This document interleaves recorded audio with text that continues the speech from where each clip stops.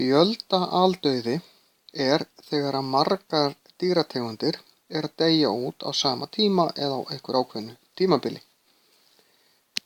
Fyrir það bil 245 milljónum ára þá dó út einhvers staðar á bilinu 80 til 90%, yfir 90% af öllum dýrategundum í sjónum, en einhvers staðar milli 80 og 90% af dýrategundum á jörðinni. Meðal annars verður þetta klærsti loftsteinn á jörðina. Fyrir 65 milljónum ára þá dó út eitthvað milli 60 og 70%.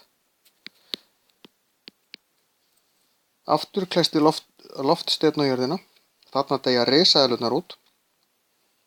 En í báðum tilfellum þá tók þetta langan tíma, mörg þúsund, ekki hundruður þúsund ára, jafnvel upp undir milljón ár, að gerast. Því þetta gerist ekki af því að risaeðlurnar dó ekki út af því að þær fengu loftstein í hausinn. Þær dó út vegna þess að loftslagið breyttist í framhaldinu og þær náðu ekki að aðlaga sig að breyttum aðstæðum. En þetta tók langan tíma og það urðu miklar breytingar og það koma bara nýjar tegundir inn í staðinn. Spendýrin nýttu sér svolítið gatið sem risaeðlurnar skildi eftir sitt sem dæmi. En núna þá eru fleiri dýrategundir að deyja út á hverjum 100 árum eða hverjum 10 árum, alveg saman hvernig við skoðum það. Núna heldur í bæði hinn skiptin. Og það er fyrst og fremst vegna umsvifa mannsins.